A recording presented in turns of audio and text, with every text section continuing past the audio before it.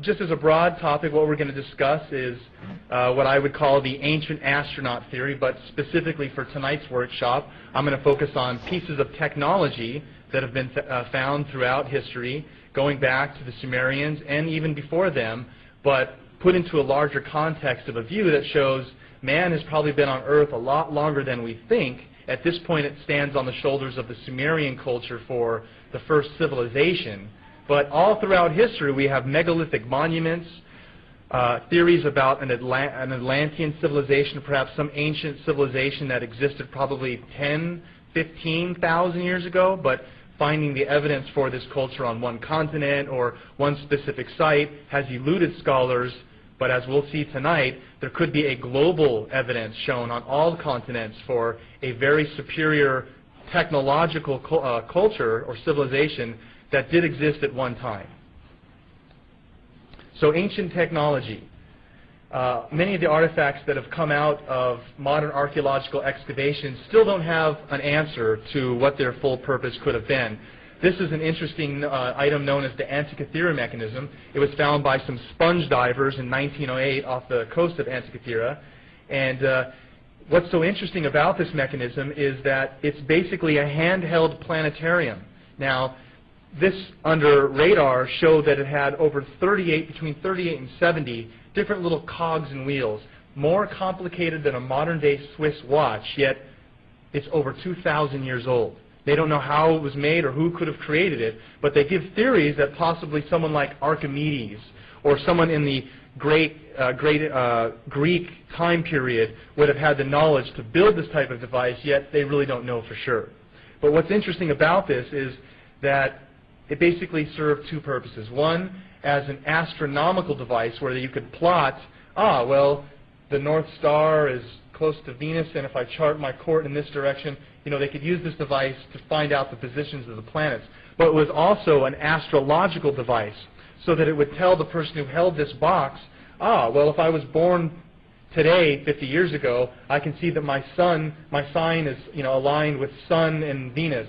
And so back then, 2,000 years ago, in the high, Greek council, having astrological information to be able to tell people, your planet sign is this, and you interact with Mars, was esoteric information. So this device served that purpose, yet it was 2,000 years removed from, us trying to figure out who could have possibly built it.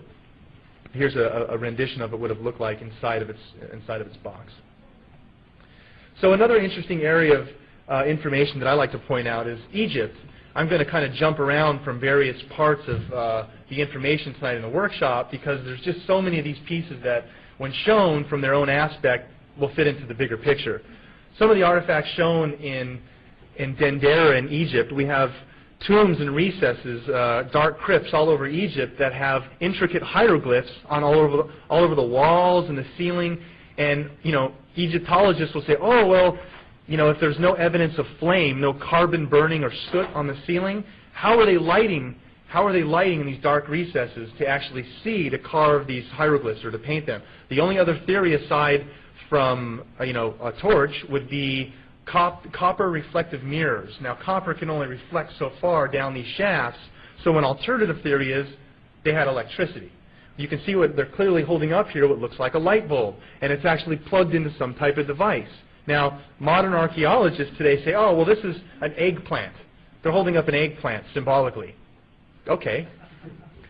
Well, to me, it looks like a very large, what could be attributed as a light bulb. Now, what I did was, in the same time period of the Egyptian culture, which is roughly 2500 BC, we've also found another interesting artifact, which has been known as the Baghdad Battery.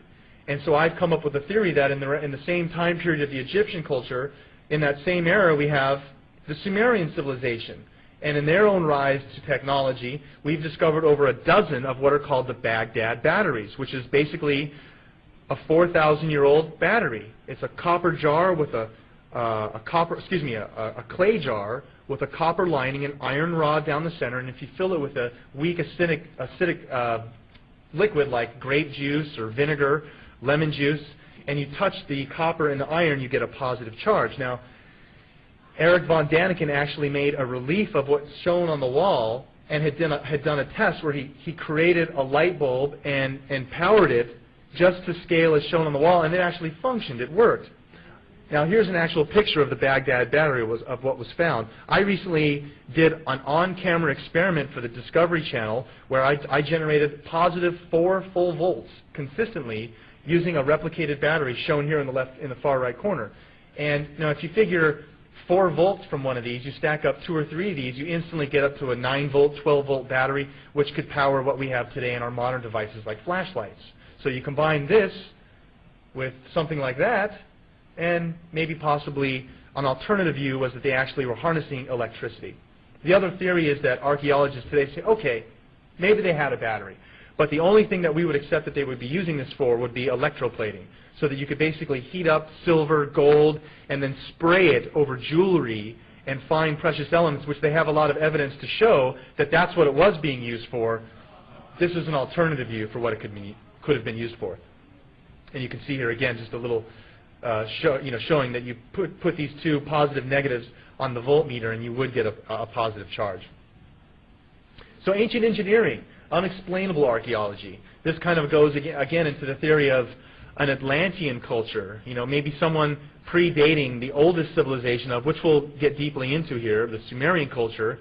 But there's evidence all over the earth of these megalithic monuments that are left to cultures that have been built on their civilizations on top of it. So in South America, for instance, Tiwanaku, Teotihuacan, we have many of these sites with megalithic monuments that we can't explain who built them. And if you were to ask the Mayans or the Incas or the Toltecs, who built these structures, they say, oh, well, these were built by Kukulkan or Quetzalcoatl, the gods. They say that there was another great civilization that was here that predated them, yet what's the evidence to show that they existed? Where did they go?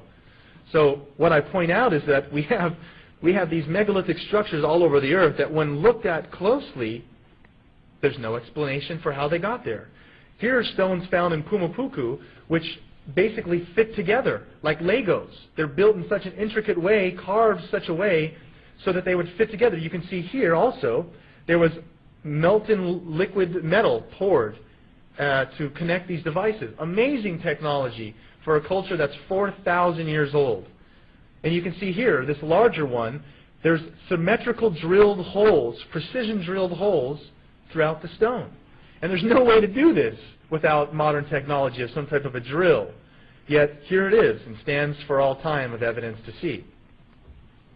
So there's stones all around the world, these megalithic stones. This is a great image because it's actually Ted. I believe this is the image of Ted here, who's filming somewhere back here on the left. And this is a trip that they took some people with Zechariah Sitchin.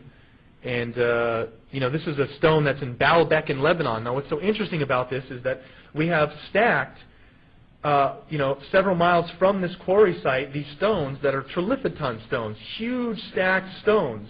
Let me just stay on this image for a minute. And this is where the quarry site of where the stones were taken from, because here's one that broke and they left it at the quarry site. There's no way physically today for us to get into a rock that large, wedge in there, and somehow lift it out. These are like 100,000 tons. So there's just no way possible that through our own feats of technology today that we could even build something like this or the pyramids in Egypt. So that's where we go into the next thing here, is the pyramid connection. All around the world there are pyramidal structures on every continent, and there's really no explanation for how they were built or why they were built. You'll hear that possibly the Egyptians used this as ceremonial tombs for the pharaohs, yet the king's chamber and the queen's chamber in the Great Pyramid have no evidence of hieroglyphics. And you'd think that if it was a king or a queen being buried in a pyramid, the walls would be inscribed full of praise to the king or the pharaoh. That's not the case. So there's all types of alternative views that say maybe the pyramids have been used for some type of advanced energy harnessing system, some type of way to tap into an energy source. But we really don't have an answer for who really built the pyramids or what their purpose was. So, when we start to look around the world, specifically starting in South America, we have evidence of archaeological sites pointing to astronomical locations and set out in a way where it's been designed to point towards certain astronomical alignments. What's really interesting about the South American pyramids is that it's theorized that there's literally a pyramid for every planet in our known solar system, and that these actually are plotting the various planets that we have. Now, this isn't a widely known or accepted view, but the interesting thing is that these pyramids are known as the Pyramid of the Moon, the Pyramid of the Sun. They do have a correlation to an astronomical terminology.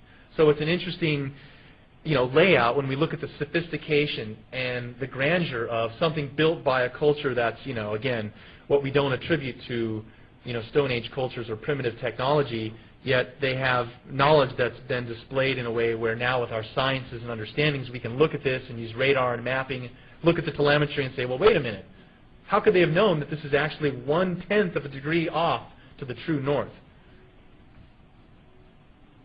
So some of these pyramids, again, the Great Pyramid of the Sun, it's a very interesting coincidence that the base of the Pyramid of the Sun and the base of the Pyramid in Giza are very close in scale.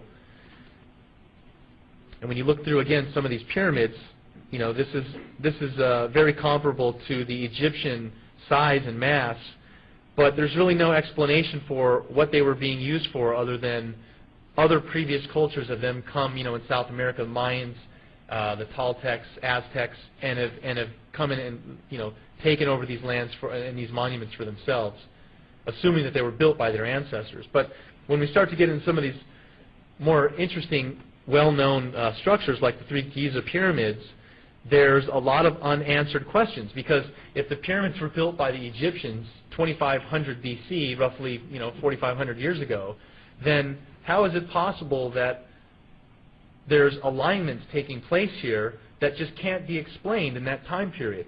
What we have here is satellite data that shows the 3 Giza pyramids, and then what we have is a constellation of Orion, the 3 stars of Orion, so that in the year 10,500 BC, using computer mapping software on your PC, Redshift, various programs, you can chart where the stars are going to be in the heavens forwards in time and also backwards in time, so that maybe in a week from now I can say, oh, look, Orion's going to be right above my house. Cool, I can go out and see it. You can also roll the clock back in time. And it turns out in 10,500 BC, the pyramids form a terrestrial map of Orion. They are exactly lined up with the pyramid offset, just like Orion, perfectly matching in 10,500 BC, mimicking what it sees in the sky. Also, the Sphinx at that exact date is looking east at the constellation of Leo, which is basically in the formation of a lion. So in 10,500 BC, we have a terrestrial alignment with the structures in Giza to constellations in the sky. Now, what's the purpose of that, other than to say, well, it's very possible then, based upon also geological evidence, that the pyramid and the Sphinx are way older than 4,500 BC. As it is, with the Egyptian culture having to carry these stones at their weight, 20 stones a day, 24 hours a day, there's just no way in the 20-year time period of the dynasty that the pyramid could have been completed. But it's interesting to also note that the Sphinx has very significant weathering on the sides and walls of the Sphinx enclosure, where it's been heavily inundated with rain. Now, there's no evidence for rain on the Giza Plateau for maybe 10,000 years. So it starts to line up a different picture for, we look at all these structures all over the earth that have megalithic precisions to astronomical alignments, where all the cultures previously coming in contact with this say, oh, well, our ancestors built this, and it's a power of their revered knowledge. But basically all they can do is point to the gods that taught them this information.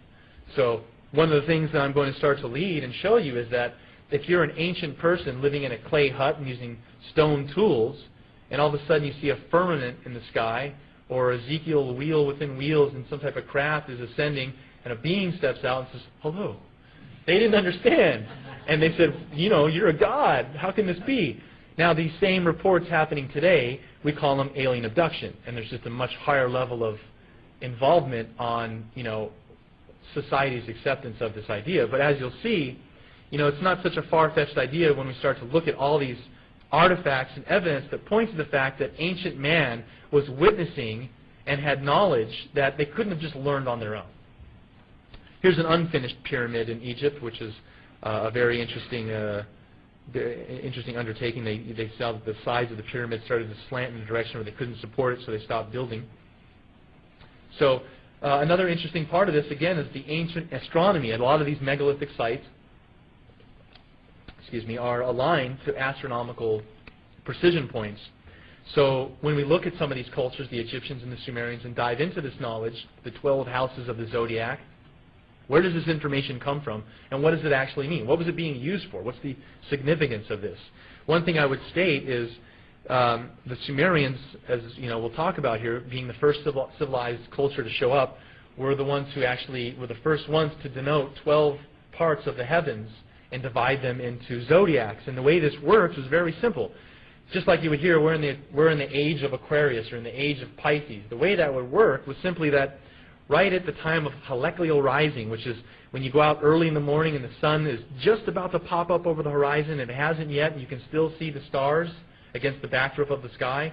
Well, what happens is when the sun starts to rise, if you can see, for instance, the constellation of Aquarius, whatever constellation the sun is rising in front of, you say, oh, we're in the age of Aquarius, we're in the age of Pisces. So it's a very interesting division of the heavens into 12 parts, but this knowledge is shown to have been held by high priests and courts from cultures, not just the Greeks and the Romans or the Egyptians, but it goes way all the way back into the Sumerians, as I'll show, having the first invention of this knowledge. But some of these cultures show knowledge of astronomy that it boggles, and it really is hard to put into perspective. The Egyptians, for instance, have not only a view of the 12 houses of the zodiac, or a divisional breakdown of the heavens, but they also took a much farther back view and had artifacts and replica elements that actually showed our position within the universe, where it wasn't just our solar system or our galaxy. It was a whole breakdown view, much larger out, which would show various other points in the universe. And these were inscribed on tablets and stones, where archaeologists have now broken down and visually found representations of the zodiac signs, but in a much more narrowed down view, where the view is in a much more expanded view of what they're explaining, and they've only identified the symbols that we know of in our zodiac, but it's a much more larger view that encompasses an astronomical layout that boggles modern archaeologists, and they really aren't able to accept a lot of the things that are presented, which we'll get into. So these artifacts still on display, and again, the archaeological community will accept zodiacal symbols, but the large view of how they could have known the position in the universe or in our solar system really just kind of boggles modern science. So you can see various points of reference for these diagrams and the clarity of what they're showing.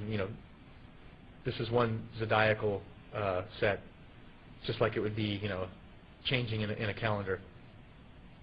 So again, the division of the heavens into 12 parts, a very interesting number, 12. Why 12? Where does this information come from? And as we'll see, the number 12 is a very pivotal number of information stemming from the Sumerian culture. Now, this is a Sumerian tablet that's roughly 4,500 years old, and you can see that it has symbols representing like the scorpion, and you can see the turtle there and various other symbols that are known to be astronomical symbols. The turtle isn't one, but various astronomical data coming out of the Sumerian culture, where this was the earliest known sources of this information. So another interesting part of the tale for ancient technology coming out of these cultures, again, we have these megalithic monuments, astronomical alignments, and stories coming out from just about every culture on Earth of a time when man had interaction with their living gods. Just like in the Bible, we hear about there were once a time when there were giants upon the earth. So what we also have is all around the world we have depictions of flight, meaning artifacts, depictions, wall reliefs that show man depicting what he viewed as flight. Now, again, if you're living in a clay hut and using stone tools, anything flying in the sky was alive. It was a bird. They didn't even have hot air balloons. So when we have these depictions of flight, and more specifically people coming down with the power of flight, it starts to raise the question of, well, what were they trying to tell us? Were they looking at birdmen? No. Interestingly enough, though, archaeologists, when they first started doing excavations in Iraq in the late 1800s and early 1900s, the archaeologists see all these wall reliefs and descriptions of what the Sumerians called their gods, which was labeled Anunnaki. And the term Anunnaki just simply means those who from heaven come to earth. But the archaeologists didn't understand what the Anunnaki could have meant. They're pulling out tablets that show descriptions of the outer planets, the distance of the outer planets between, how far is the distance between these planets. We didn't discover Pluto until 1930. So in the early 1900s, when archaeologists start finding all these relics of the Anunnaki, they labeled them birdmen and said, oh, well, this is the Sumerian legacy of their mythology, talking about how they inscribed their creation myth. And so here's the change of information that we take from scholars like myself and Zachariah Sitchin, Eric von Daniken, is that modern archaeology says every culture has a creation myth. It's a story told to young children about how we get here. Well, what if these stories are actually fact, based upon ancient man's references available at that time? Anything flying, alive in the skies wasn't something they could attribute with a technological reference. So they would give it as a spiritual reference to say, wings, power of flight. Just like the Egyptians and the sun god Ra, this is carried over, but the original view of this winged disc, which we'll talk about further as we go into this, but this description by the Sumerians of a winged disc was something that carried over into other cultures like the Egyptian culture and Akkadian cultures as this symbol for some type of divine intervention coming down and using this form of symbology. This is a Sumerian god known as Ishtar, or also Inanna, that came down, and there's actually a Sumerian tale of how Inanna liked to fly the skies of Earth, and one day she chose a Sumerian king, Gilgamesh, that she found attractive and wanted to take him up into her abode in the sky, and he said, thank you, but no thanks, because all the men that go up with you never come back and are turned up dead, so thanks, but no thanks. And this is an actual Sumerian tale that's, talking about Ishtar.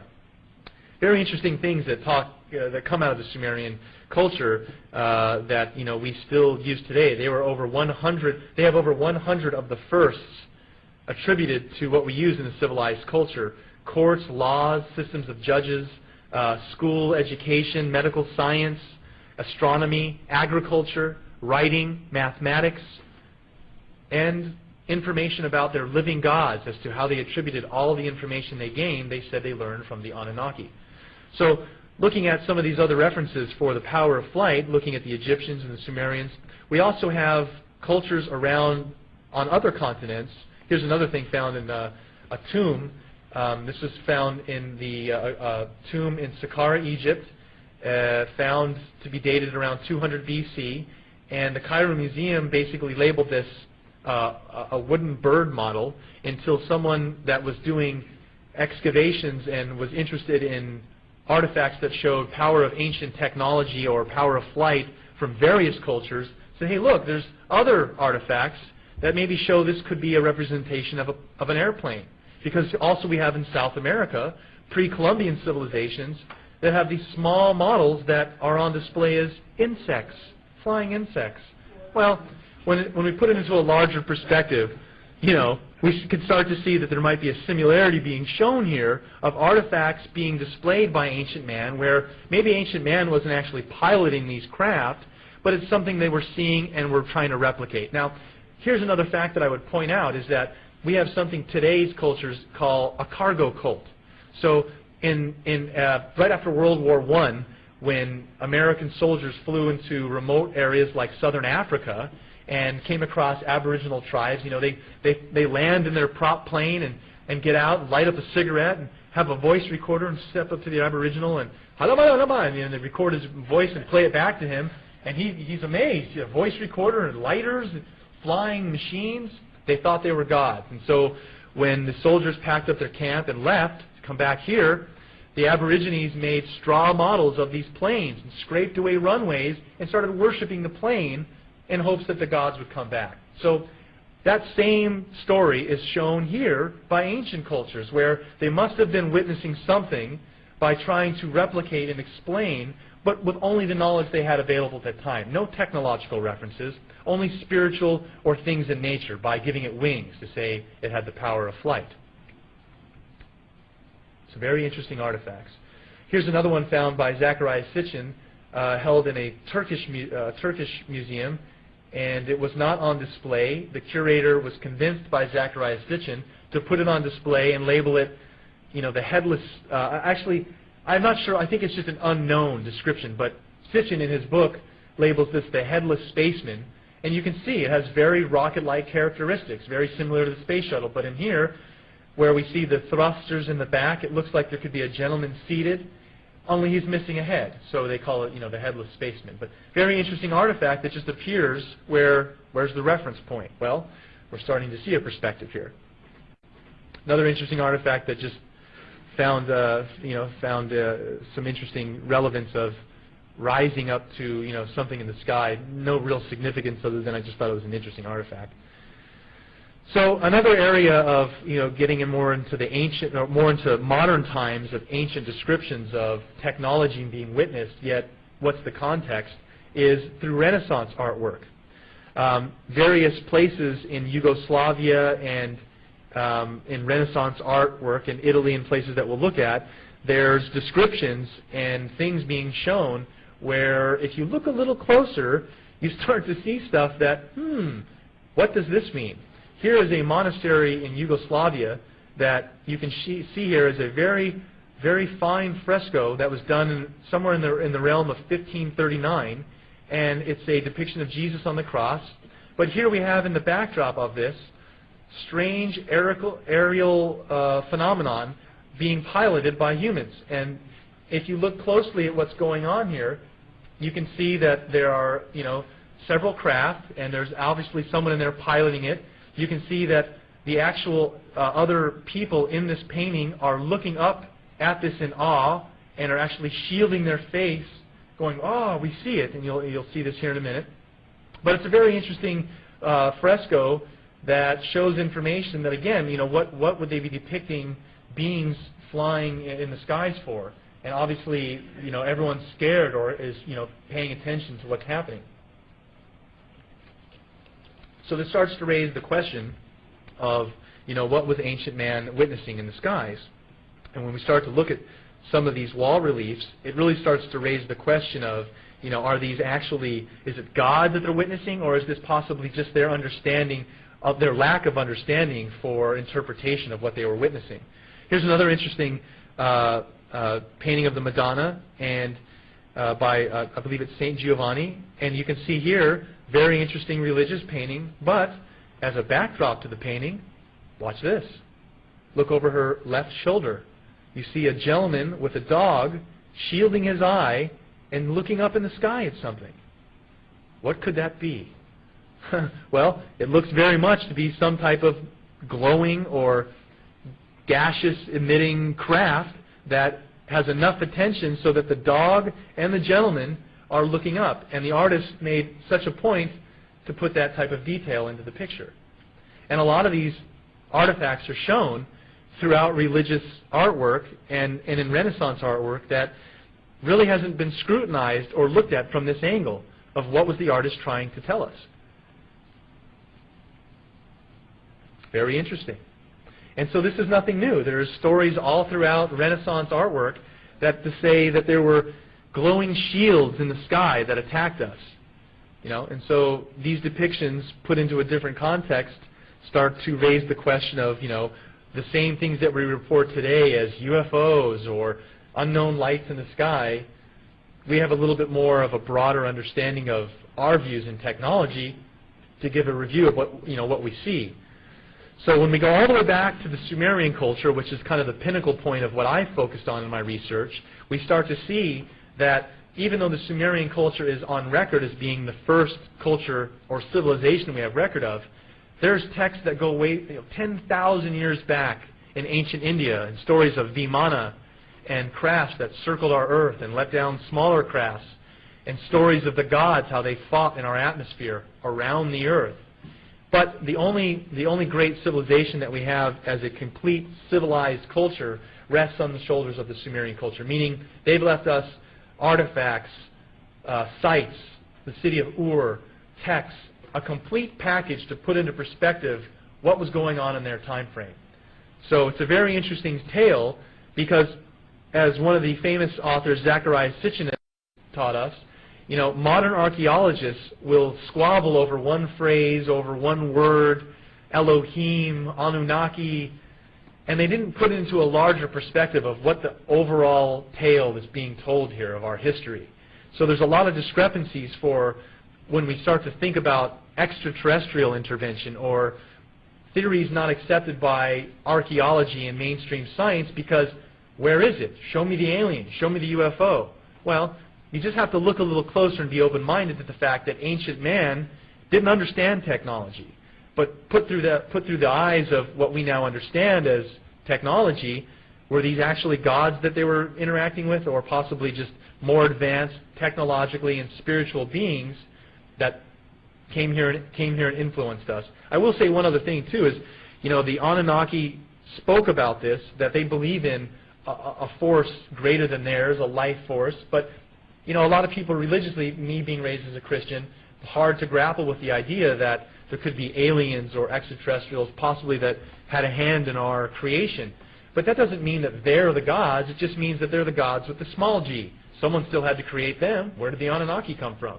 So it just goes higher and higher up the chain of more unanswered questions. But we can clearly see that some of these stories told by the ancient cultures really do have a reverence of importance when put into the realm of these are events that actually took place. If Jesus, as a renowned spiritual being, was here, where did he come from? It's not enough for me to say he just came from heaven. I don't know where heaven is. So we find information put into a different perspective that gives us more details. The Sumerians have many tales that parallel biblical texts, and we'll discuss some of these. But for instance, the creation stories, how we got here. For instance, in the Bible there are 7 days of creation. It's a condensed story of how we got here. The Sumerians have 7 tablets called the Atrahasis tale of creation, a much more lengthy description, exactly paralleling the modern day description in Genesis, but it's on a stone tablet, 4,000 years before any written language. So a lot of these artifacts that we show and see in Sumerian form start to lead us down a path of, okay, well, wait a minute, what does this really mean? The Sumerians had a very ingenious way of writing, too. They basically took an oversized screwdriver called a stylus and would twist it and turn it in wet clay, and then they would take this clay tablet, stick it in something called a kiln, a stove, and would fire it up, making it into stone, literally keying that phrase, writing in stone.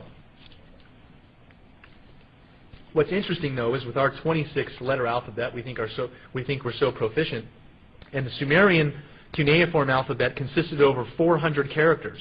Right out of the Stone Age, the first written language, you can look this up, people, the first written language is cuneiform script, 400-character alphabet. Nice. So we start to look at some of the things that they wrote.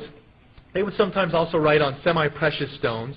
They had another form of written language. Let me just back up a couple slides to show you this thing here on the left. This is a cylinder seal. They had another form of written language where they would also reverse carve hieroglyphics or pictograms on what they call the cylinder seal, so they can then roll that over wet clay and leave a positive imprint, and they could easily disseminate information like an ancient printing press. So they had cylinder seals and tablets of information, and there are still thousands of tablets stored in the British Museum and in the Louvre that are not on public display, or haven't even been referenced by linguists that can study cuneiform script. There's only about 200 people in the world, Zacharias Sitchin being one of them, that can directly translate cuneiform script. So there are thousands of tablets still left in archives of information that, as we'll see, could hold miracle information, medical knowledge. Maybe there's some plant that we don't know about you eat and it cures cancer. I don't know. But as we'll see, the information they bequeath in other areas about their interaction with their gods, the astronomical data that they had, we can the astronomical data at least, we can verify what they were saying. So some of the tablets recorded astronomical events over hundreds of years. They would be able to tell you cycles of what they were seeing in the heavens over hundreds of years. For instance, this is one of the tablets that there were basically high priests and what were called scribes. So a scribe was someone who could read and write cuneiform, very privileged honor. Not everyone could read and write cuneiform script. A priest would work with a scribe and would record sacred information, and whoever could read and write and know this would be able to tell you things like 50 years in advance on what specific day there would be a lunar eclipse, so that 50 years in advance they would know on this day there'll be an eclipse. And they recorded this information on tablets that we now have in our possession and can look at and say, wow, how did they know this? Well, another interesting feat is the mathematical system that they used. It's called sexagesimal. We basically call that 60, but what it really was the division of 6 and 10, two separate numbers to do very fine, intricate, and large-scale numbers of geometry, so that you could break down and get very fine, intricate numbers. This is a plot that showed burial land being divided, so that if I am a man and I have a certain amount of land, and I have aunts and uncles and brothers and sisters, these were breakdowns mathematically based upon their wealth of how much land they would get. And you can see it was very complex in how they would break some of these systems and angles down. Now, the interesting thing about the Sumerian mathematical system is that we still use a lot of this today. The sexagesimal are based upon 6 and 10. There's all kinds of this breakdown of 60 that we still use today. Now, they also had another key number, which was 12.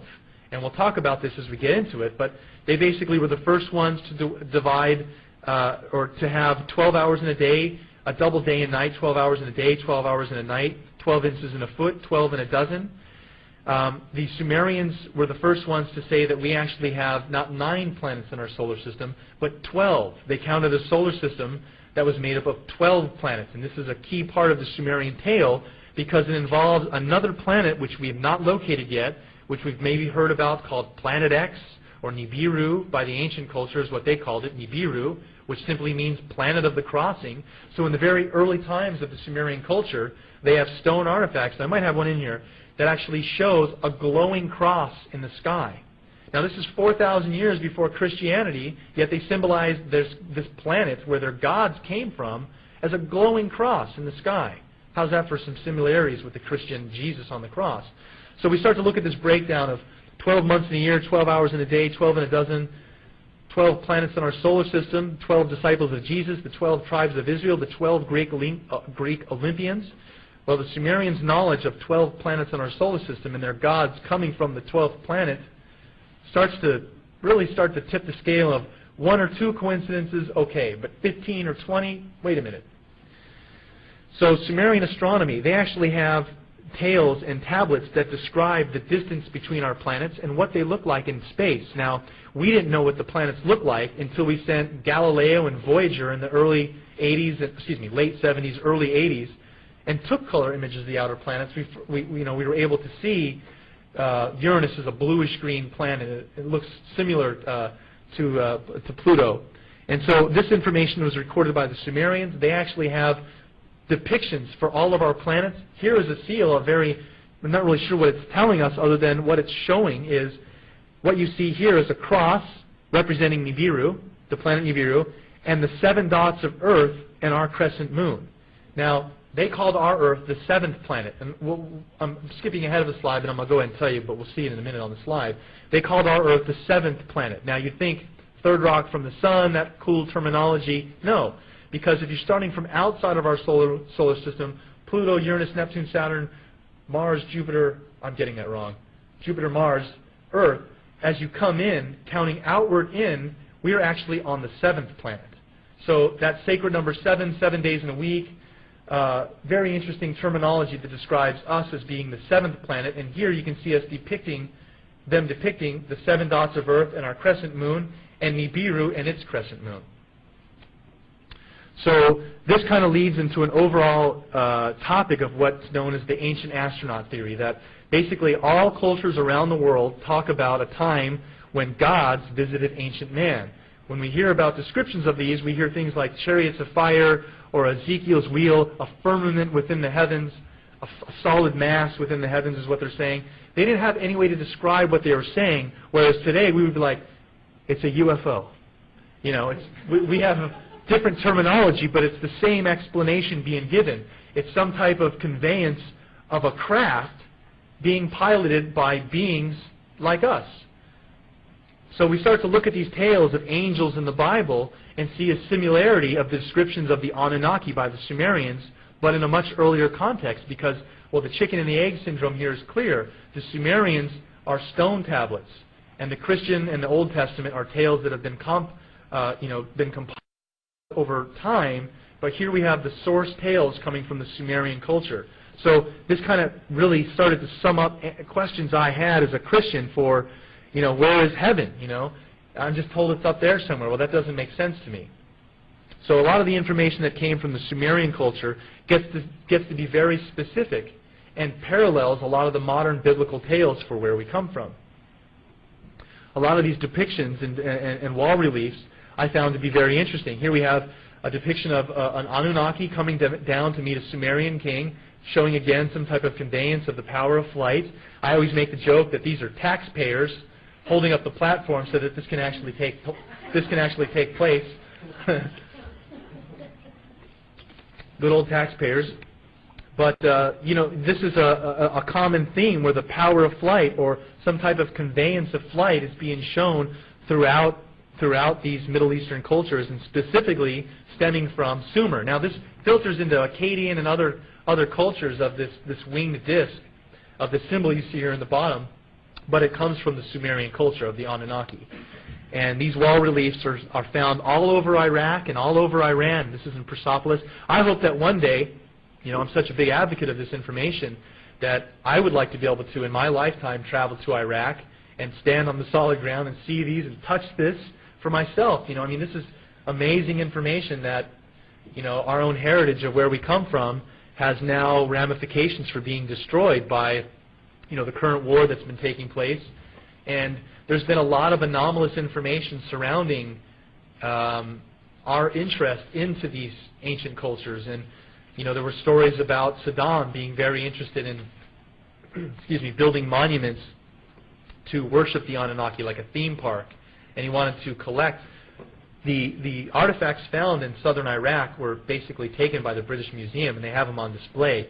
And the representatives of the Iraqi Republic had contacted the British Museum and said, hey, look, we don't want all these reliefs of copies. We want the originals back, So there was a lot of stories that actually Saddam Hussein had come across alien technology just like we have. And this is a whole other wide range of topics that we could discuss, but I'm a firm believer in the field of ufology, and evidence shows that the U.S. has been involved in this for a very long time, extraterrestrial advanced technology. So if Saddam got his hands on some of this, it seems very possible that we'd want to get in there and take it out of his hands before he would be able to use it in any type of threat. So throughout the history of Sumerian times, there's these inscriptions and wall reliefs of them depicting, again, you see the taxpayers holding up the king, this interaction taking place of the gods coming down and interacting with the Sumerian kings. Now, another thing I'd point out is a lot of the things we hear in like Christianity of don't worship false idols and how could there be multiple gods. Some of the tales explain to us as the Sumerians go that the Anunnaki, when they came here, again, being living beings, created us in their image and after their likeness. So they took the Neanderthal man that was living here naturally, the hominoid, and combined their genes with this hominoid to make us in their image and after their likeness, to be their slaves, if you will, to be their workers. And this information, again, is really interesting when put into the context of when we read the Bible or some of these tales that, again, like 60% of North Americans believe in this type of information, of spirituality, that, what if this is factual information, that there was a time when we were interacting with beings that were basically not from Earth, and we haven't experienced that yet in our lifetime. But all these wall reliefs and depictions, which I focused on from the Sumerian culture, tell of a time when it was ample, they were here and they existed among us. But what happened was this was a very sacred passage of knowledge, just like you see in Mel Gibson's new movie, where there's a high priest standing on a Mayan temple, he's the man up top of the pyramid. Well, these high priests were getting information from the Anunnaki and were taking down sacred knowledge. And all of a sudden, for whatever reasons, the Anunnaki had wars against each other, put their people against each other, rivaling clans, and then left for whatever reasons. And so now these high priests are left in the position of, well, who do we worship? How do we go get our sacred information? And so it started to be that they would worship various depictions and wall reliefs of the various Anunnaki that come out of the Sumerian legacy of information that explain how you can see how they'd start to worship an idol of the god, where the priest would have no one to turn to because the god has left him with no other choice but to guide the people in the best way that he saw fit, which was, let's worship the statues, since it's the closest thing we have of them. But an interesting thing with what we see with the symbology here is, again, that they're depicting them with wings. Now, again, archaeologists said that these were birdmen, and they didn't understand what they were seeing.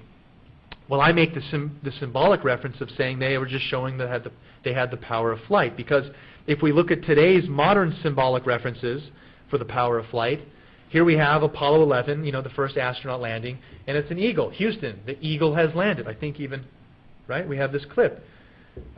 Houston, the eagle has landed.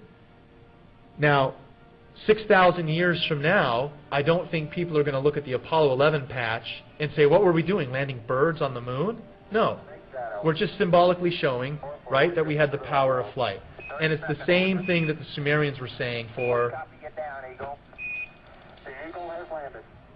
We start to see the similarities. It makes sense that,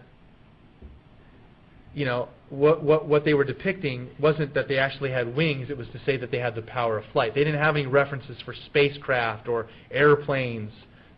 The only thing flying again in the sky was something alive, a bird.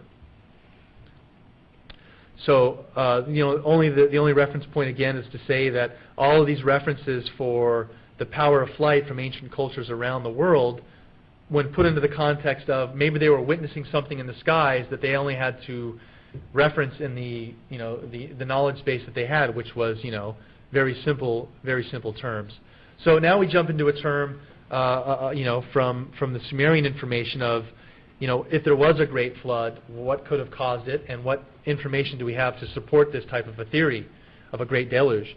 Well, first of all, we have artifacts that show reference points or maps being drawn that there's really no explanation for the topography to have been mapped so accurately by ancient man. This is on a gazelle skin held by a Turkish admiral found in 1513, or thought to have been created roughly from earlier Mesopotamian sources, but it was originated in 1513 on this gazelle skin, and it shows parts of the continents, North and South America, still connected. And we have other maps that show the same type of topography of Antarctica, right, where it's basically covered in ice over a mile thick, and you can't see the actual landmass underneath the ice unless you're using ground-penetrating radar, which we have today, to see, this is the actual land continent versus the ice. Here it is on maps shown that there's no way they could have known the actual topography other than this was handed down to them by sources that say it came from Mesopotamian sources. Mesopotamia, Babylon, Sumer was the first civilization. So these sources, again, come from Sumerian influences of knowledge of maps and layouts for the continents that there's just no way they could have mapped this or known this without the aid of technology. So one of my favorite artifacts to show people is in the British Museum.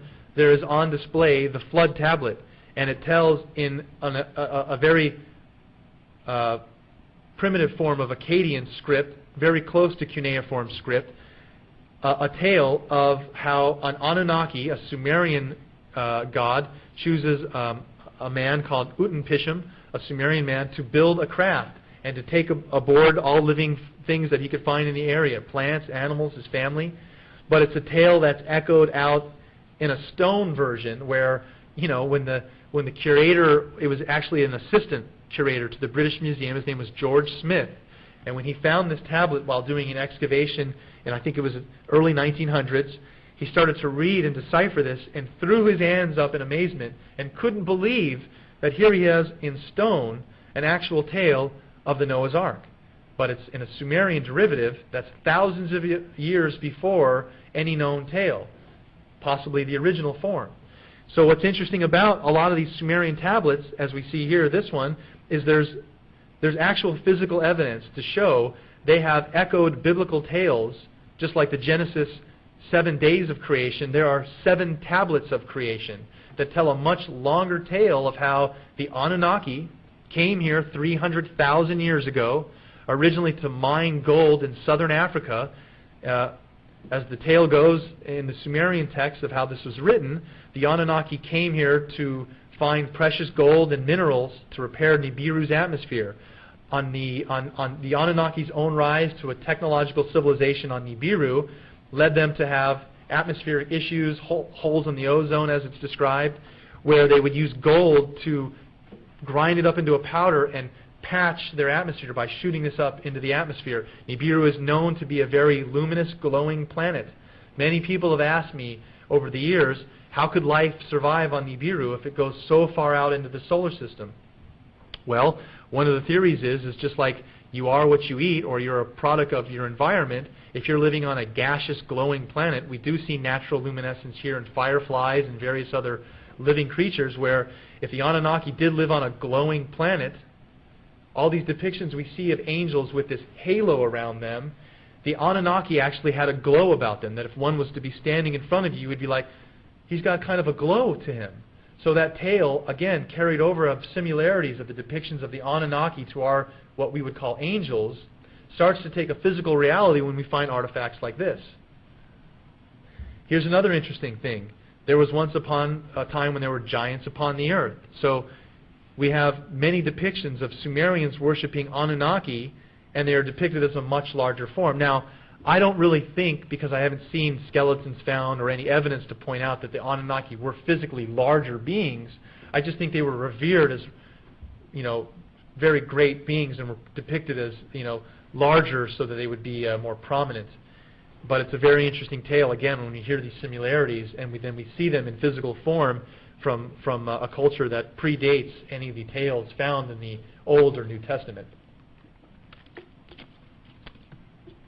So one of the pinnacle points of the Sumerian tale is where the Anunnaki come from. They don't say, oh, they come from heaven. They say very specifically that the Anunnaki came from the 12th planet, Nibiru.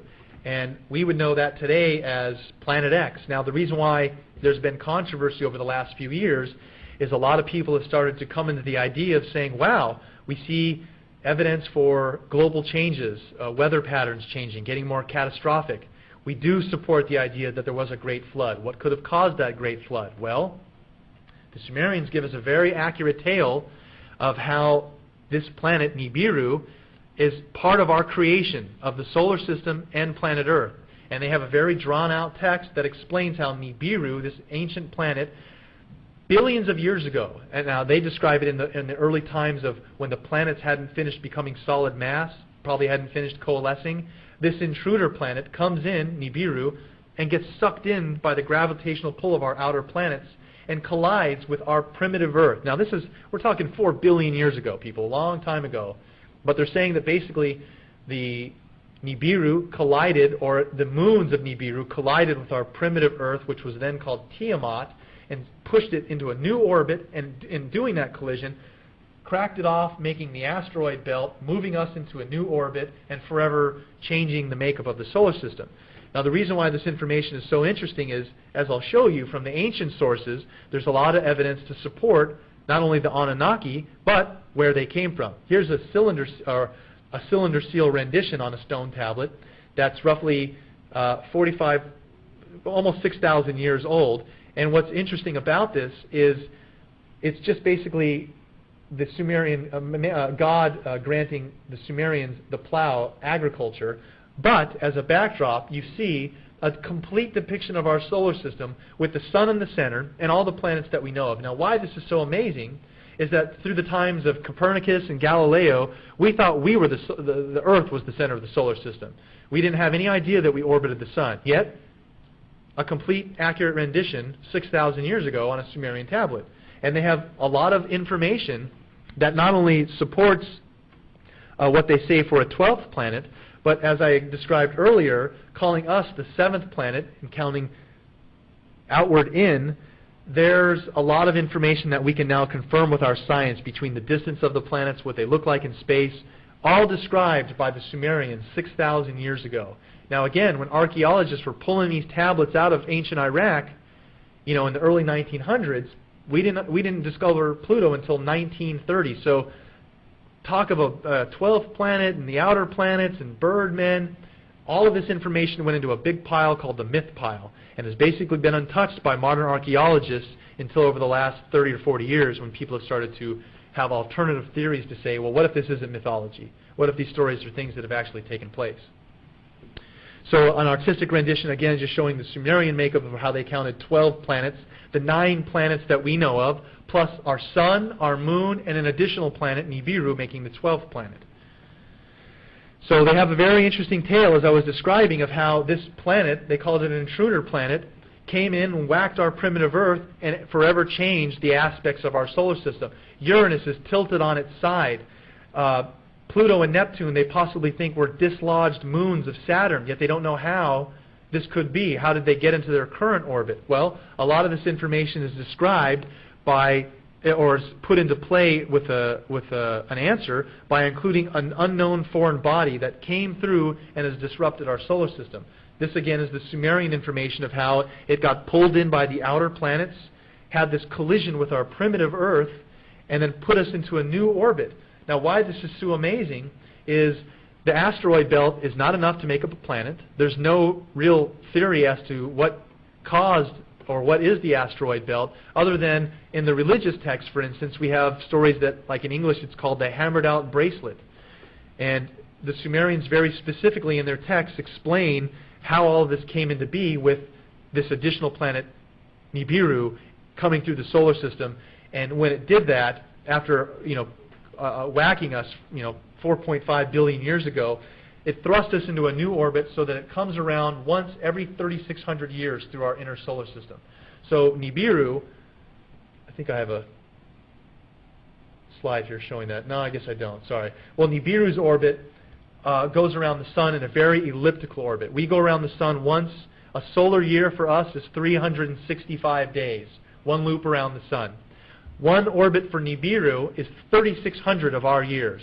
Now they call this a shar. They were the first ones to give 360 degrees of the circle, and they said Nibiru has a 3,600-year orbit, which they called a shar, a completed circle.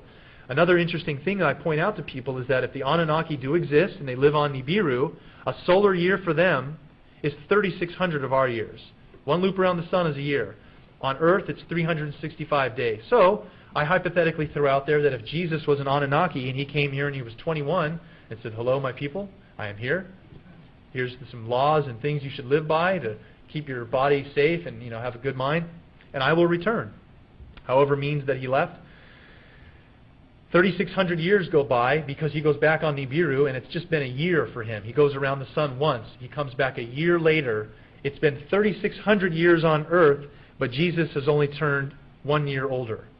So there's a time difference of all these stories of angels and go to heaven and you live forever. We start to see a scale of scientific purpose to say we can prove that the farther out, just like the astronauts on the space shuttles, their watches start to slow down the further out that they go.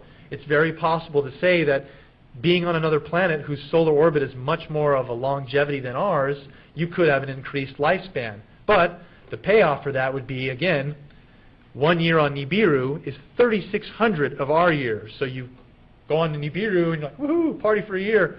And you come back and it's been 3,600 years on Earth. So very interesting information that they describe of how Nibiru initially interacted with our solar system, whacked our planet, creating half a planet, as you saw there, which leads to another tale of what we would call Pangea, because it's known through science that at one point all the continents were connected, kind of like the skin of an apple is just kind of peeled off, but at one point the continents were all one landmass and have kind of moved to where they all are. Well, if it was just one landmass, what's the other side? Where's the missing chunk? So it's very interesting to see that all planets spherically come into that form, but when put together like a puzzle, it really was just one chunk of land. And we can see how the Sumerian information describing how our Earth was whacked into half a planet, this theory starts to make sense. Water just siphons into a spherical form around our continents. So interesting information. And there's our good old half-planet Earth. Yes, so here's the orbit of Nibiru, and you can see, again, all of the other planets' orbits. Nibiru has a much more elongated orbit, which makes it very hard for us to track and identify.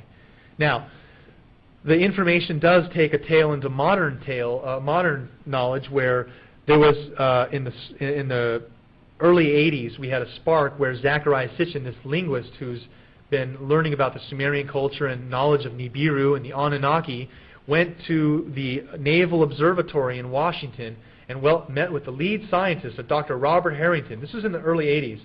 And they plotted orbital calculations for the Nibiru, which we see here, and all the information and diagrams that we have, and a modern planet X for what they would call an intruder planet that could have caused why Uranus is tilted on its side. What's causing the outer planets to be pulled in a certain direction? And they said it was a planet X. X meaning unknown, but also 10th, something beyond Pluto. So they started to do orbital calculations that showed that there's something out there pulling on the outer planets, but they don't know what it is. They don't see it. So there's got to be some large mass out there yet unidentified. Now, in modern times, we've had all types of information come out over the last few years, a resurgence of interest in the idea of a body beyond Pluto, a 10th planet. They've gone ahead and already wrapped it up. Hey, there's a 10th planet. We're done. No, you're not. There's been a lot of information that comes out of modern sources saying that this little chunk of ice, a Sedna, a Quoar, a Xena, has been found and is the 10th planet. The Sumerian depictions of Nibiru is a planet 4 to 8 times the size of Earth. Very large. Not a little 800 diameter chunk of ice floating beyond Pluto.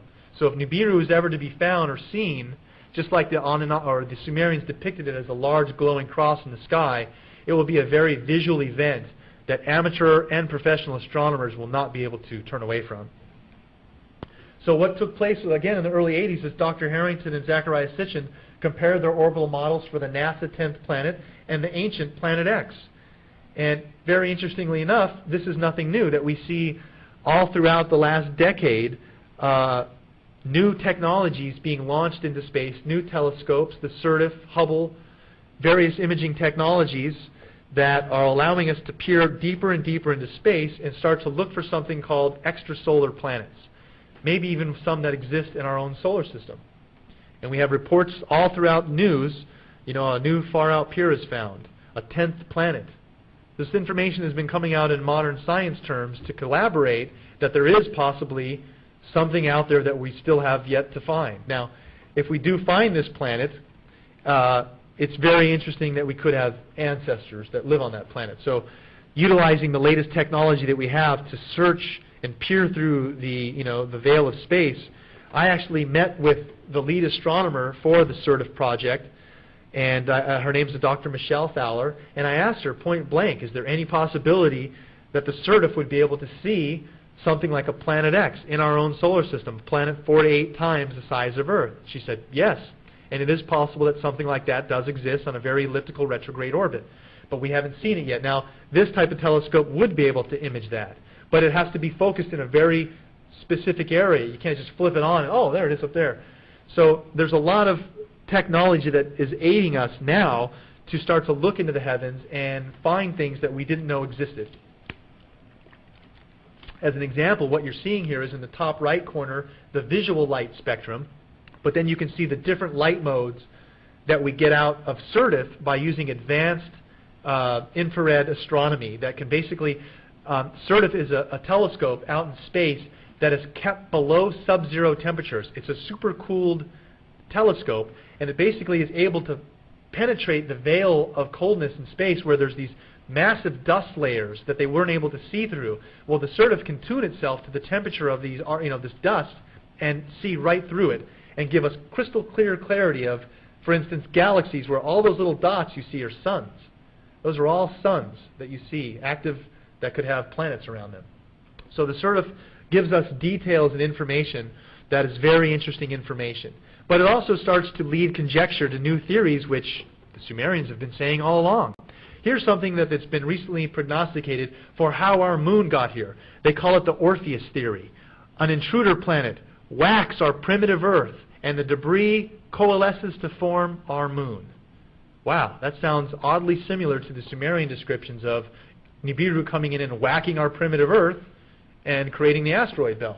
And here we have it called the Orpheus theory, and you can look that up. So one of the little things I like to point out on the mathematical level is we see here the distance between the planets of their orbits. Well, from Mars and Jupiter, where the asteroid belt is, there's clearly enough room for another large planet to have a free orbit within that area. And a lot of people would speculate, well, you know, is Nibiru, every time it passes through the inner part of the solar system, is it going to cause great havoc? And I think I left this out earlier in saying that this is one of the reasons the Sumerians said they had a great flood, is when Nibiru came through the inner part of the solar system, it caused gravitational effects here on Earth that cracked off parts of the ice sheet in Antarctica and raised the water level significantly.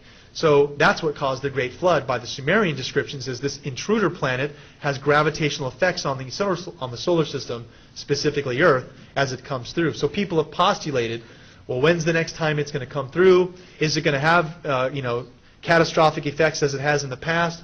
So I show a simple math here that says roughly 4.7 billion years ago was when this interaction took place, from the creation of our solar system and Nibiru coming in.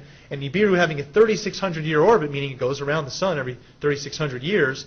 So if we divide 3,600 years by the time it initially entered our solar system, you're looking at over 1 million times it's made that orbit. So I postulate that not every time Nibiru comes into the inner part of the solar system, where we are in relation to the sun might not always get some catastrophic effect, but it might. So another interesting point from the Anunnaki is they have depictions and stories of what they called Igigi, which were helpers of the Anunnaki that assisted them in medical and also flying their craft. Well, the Igigi have very similar characteristics to what we call modern-day gray aliens or extraterrestrials. And they left us small figurines and depictions of what these Igigi look like. And you can see that they have very similar characteristics to what we would call the modern-day gray alien. Large, bulbous heads, eyes, very similar to what we know as the grays. And so I've left the theory and postulated the idea that modern-day abductions, in fact, do take place. With anyone looking into this research from Bud Hopkins and Jacobs and just many other lines of looking into this theory that people have been, for lack of a better word, abducted and then analyzed medically, reproductively by these type of beings. Why? For what purpose? Well, I theorize it's very possible if the Anunnaki did create us genetically, they could also be working with another genetic manipulation or another race that's here for their purpose of conveying to the Anunnaki this information. What's going on with us medically, genetically, socially. So it's just, you know, if the Anunnaki are on this planet very far away, it's possible they could have, you know, mitigators that are here kind of helping with their grand experiment. That's just a theory I threw out there, but when we look at these artifacts that come from the Sumerians, there is a large similarity in the descriptions of what they give for the Igigi to the modern-day gray aliens, basically performing their tasks of doing a medical checkup on us. So very interesting information. So another point to start kind of wrapping it up for tonight is one of the things that initially really sparked my interest. I'm 33 next week, actually. And what initially sparked my interest as a college student is someone had tangentially mentioned that there are artificial structures on Mars, a face and pyramids. And as a college layman, you know, not having any knowledge of UFOs or extraterrestrial archaeology, I was very skeptical to this information and decided to do my own independent analysis, and found that while I was attending college in San Diego, there was an organization called Malin Space Science Systems who controls several of the orbiters we still have, the Themis, Odyssey, Mars Global Surveyor, launched in 1998, that are still in orbit around Mars. And here's another one that's going to be launching very soon, here in 2007. And these are all projects that, again, for a long time have been showing us features of Mars that some are under very high scrutiny. Now, I asked Mike Malin, Dr. Mike Malin of Malin Space Science Systems, point blank, is there any possibility that there's artificial structures on Mars? The face, the pyramids, anything? And he said, no, these are all sand, natural wind, weather eroded structures, you know, no alien stuff going on. And that really raised my interest to want to look into these topics for myself. And so what I've kind of showing you here is that there is a lot of new missions that are going to be happening over the next few years where the amount of data and information we're going to start processing is just mind-boggling. If you look here, the amount of data that's being processed by the information, you can see 16 gigabytes, 10, 12, all the way up to 37.4, and then we jump all the way up to 34 terabytes, where the amount of information that's going to be able to be stored and collected is just unbelievable that we're going to be able to start seeing clarity released through these NASA images. Now, unfortunately, there's another side to the NASA story of NASA, National Aeronautics Association, could also stand for never a straight answer, because a lot of the information we see comes out of NASA that shows, well, they don't always give us the full picture. But hopefully, you know, with this type of advancements, you can see here the centimeter pixel technology of imaging something versus 30 meters in pixel technology is going to be much more detailed in what we're allowed to see. So, you know, this is very interesting to note that there is a large push by the Bush administration to start to look for or publicly, you know, condone the idea of life on Mars. All of a sudden, water flowing on Mars, salt water on Mars. Is there bacteria on Mars? This is information that's been around for a very long time. But as you'll see over the next few years, there's going to be a much larger push once again to send orbiters and landers to start getting new telemetry and data. And I predict that in the very near future, this is where first signs of life will be publicly acknowledged. Not publicly found, because that's a joke. It's been there for a long time, publicly acknowledged. So what I like to talk about here is some of the more, you know, esoteric stuff that NASA has not been able to publicly acknowledge because it's very simple. In the inception of NASA in the early 60s, late 50s, NASA consulted a big think tank called the Brookings Institute, which advised NASA if your astronauts ever come into contact with extraterrestrial DNA, or for instance come into contact with an extraterrestrial civilization, the astronauts would, 1, need to be quarantined from the public, 2, the information would need to be quarantined from the public for religious, political, sociological reasons, that this would have to be selectively told to the information, you know, based upon its worth on declassifying it to the public. So just some simple stuff that we see here, a comparison of Mars and Earth. Mars is about half the size of Earth. Looks like a dead planet now. And this is one of the initial probes that I got interested in, the Mars Global Surveyor. But these images go all the way back to the 70s when the Viking 1 and 2 orbiters first snapped off this, and NASA labeled it HEAD. And they said, oh, it's just a trick of light and shadow, and it went away after several missions. You know, we took pictures of it, and it wasn't there anymore. Wrong answer. It turns out that NASA imaged this face, and you can see that the sun angle must be, the sun is over there. You can see the shadows casting down to the angle. Well, they took another orbital pass where the angle of the sun was at a completely different position, and the position of the orbit was at a different angle, and it still looked like a face on a completely different, slide. So NASA was like, oh, well, we don't really know what to say other than it's just not a face. We're not going to accept that. So this whole region has things being shown that are very interesting. And what I like to point out here, and this is where I will use my laser pointer, is there's also something being shown here that if you look right where I'm doing my cursor, there looks like a terrain change where it's all knobby, bright terrain, and it kind of mellows out into more non-nobulous, darker terrain, kind of like as if it were water. So I theorize that these are all objects that were built around water. Let me see in my next slide, maybe I have a better picture here. Okay, here we go. Just like we have monuments like the Washington Monument or the Statue of Liberty surrounded by water, here on Earth we all love to live on beachfront property or by a lake. Why wouldn't that be the case on Mars? It looks like the face and pyramids were built in a way where the pyramids are all on a landmass, let me go back here, that you can see it looks like right as if they're on a shoreline where the face would be situated out in water that could be looked out by all the shoreline structures and admired.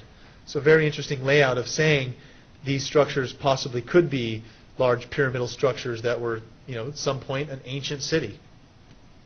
And it was surrounded by water, edifying the face as a monument. Now the face on Mars has really had some interesting history, and the quality of images has seemed to have gotten worse over the years for some reason.